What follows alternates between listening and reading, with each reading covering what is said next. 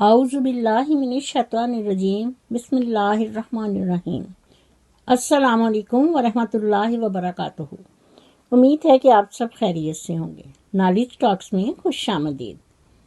میں اپنی ویڈیو کا آغاز کرتی ہوں خدا تعالیٰ کے بابرکت نام سے، جو نہایت مہربان اور بار بار رحم کرنے والا ہے۔ ویورز خوش رہیں، آباد رہیں۔ اللہ تعالیٰ ہمیشہ ہم سب کو اپنی خاص رحمتوں اور برکتوں کے سائے میں رکھے اور ہمیشہ ہمارا نگہباں ہو، آمین ثم آمین۔ مزید آگے بڑھنے سے پہلے میری گزارش ہے آپ سے کہ میرے چینل کو سبسکرائب کر کے ساتھ ہی بیل آئیکن کے بٹن کو ضرور پریس کیجیے تاکہ میری آنے والی ویڈیو کا نوٹیفیکیشن آپ کو بر وقت مل سکے، اور پھر کمنٹ باکس میں اپنا فیڈ بیک ضرور دیجیے۔ شکریہ۔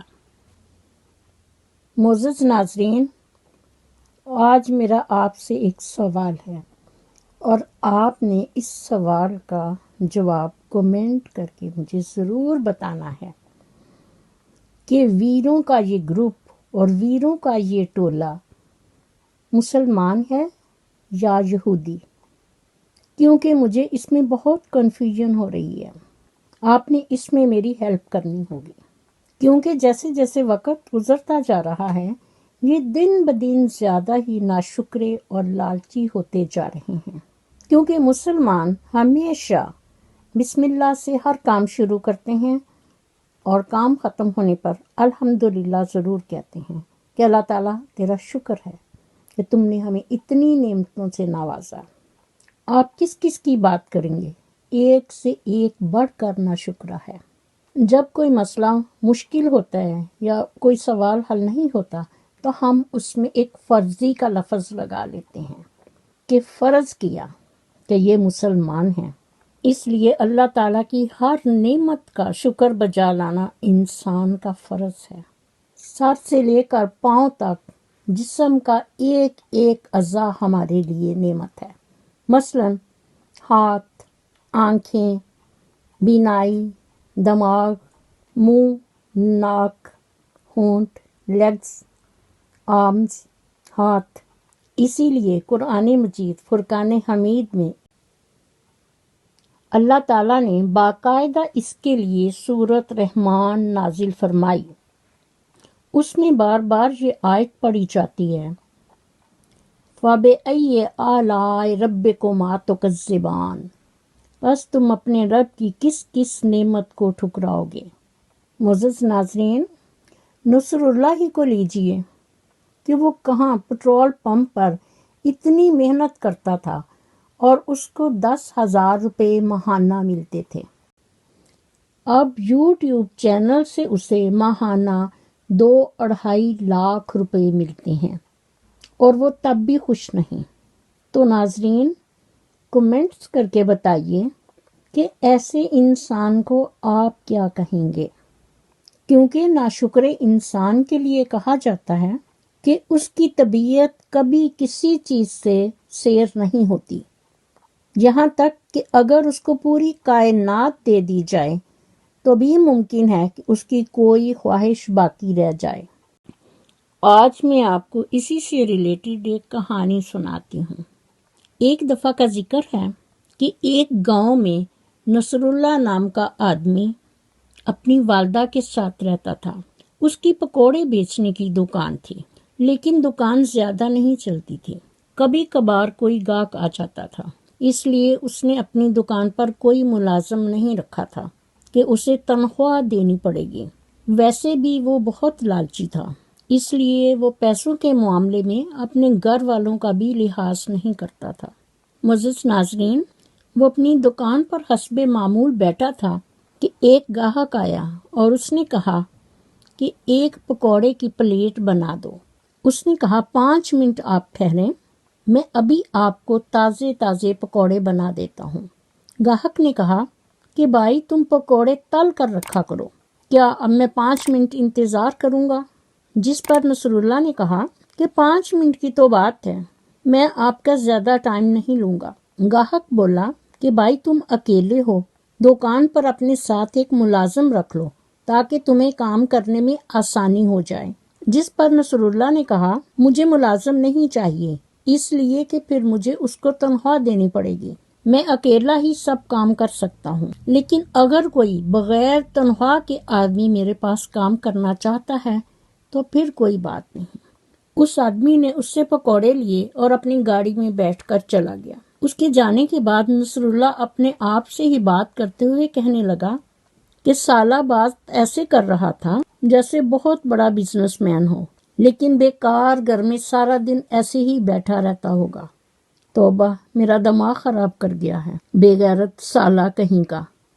معزز ناظرین، جب شام ہوتی تو وہ بچے ہوئے پکوڑے اپنے گھر لے جاتا اور وہ پکوڑے اس کی ماں کو کھانے پڑتے، جس پر اس کی ماں اسے کہتی کہ بیٹا ان پکوڑوں کے علاوہ کوئی اور چیز بھی کھلا دیا کرو، کیونکہ میں بوڑھی ہوں اور میرے دانت بھی ابھی نہیں، جس کی وجہ سے مجھے روز روز یہ سوکھے پکوڑے نہیں کھائے جاتے، کیونکہ یہ کافی سخت ہیں اور میں اسے کیسے چباؤں۔ جس پر نصراللہ نے کہا ماں پکوڑوں کو پانی میں ڈال کر نرم کرو اور کھا لو، اس طرح آرام سے چبائے جائیں گے۔ جس پر ماں نے کہا نصراللہ بیٹا، میرا دل کرتا ہے کہ میں بھی کچھ مزیدار چیز کھاؤں۔ جب تم چھوٹے تھے تو میں تمہارا اتنا خیال رکھتی تھی، اب تم بڑے ہو گئے ہو اور تمہارا بھی فرض بنتا ہے کہ تم میرا خیال کرو۔ جس پر نصراللہ نے کہا ماں تم کیا سمجھتی ہو کہ تمہارا بیٹا باہر مرغے مسلم کھاتا ہے؟ جس پر ماں نے کہا بیٹا تجھے کس نے روکا ہے، تم مرغے مسلم کھاؤ، اس سے تو میرا دل اور خوش ہوگا۔ معزز ناظرین، نصراللہ جب رات کو سوتا تو اسے خواب میں بڑی بڑی گاڑیاں، بڑے بڑے بنگلے اور سونا نظر آتا، اور نیند ہی نیند میں وہ باتیں کرتا کہ ہاں 11 کروڑ روپے میرے بینک میں ڈال دو، اور کبھی کہتا کہ یار میری بات پرائم منسٹر سے ہو گئی ہے، تم فکر نہ کرو، تمہارا کام ہو جائے گا۔ پھر جب اس کی آنکھ کھلتی تو وہ دیکھتا کہ اوہو یہ تو خواب تھا۔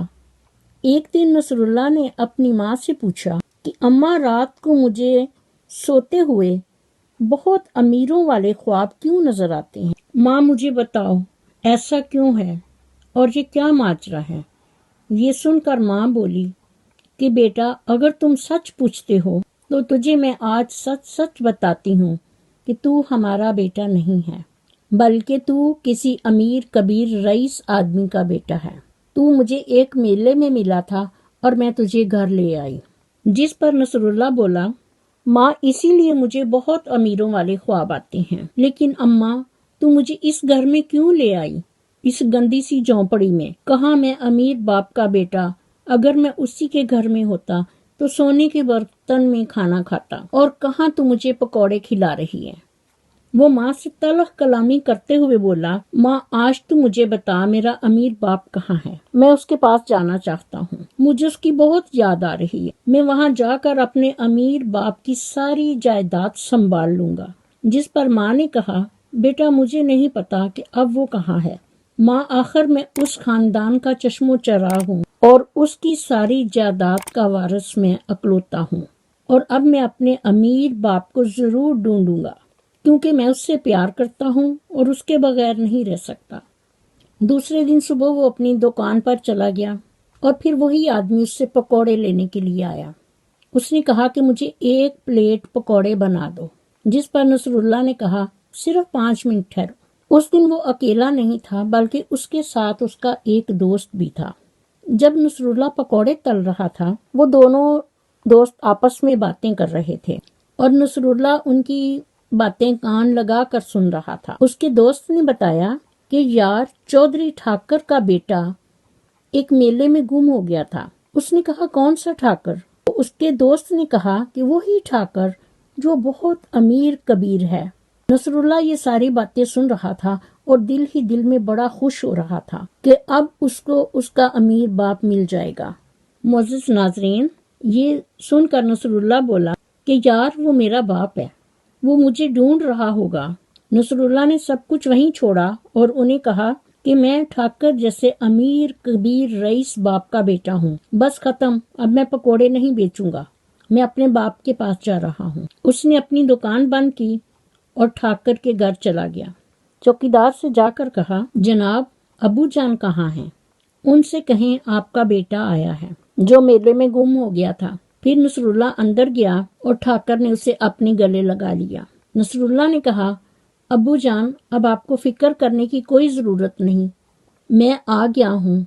आप सिर्फ आराम करें और मुझे बता दें कि आपकी जायदाद कहाँ कहाँ है।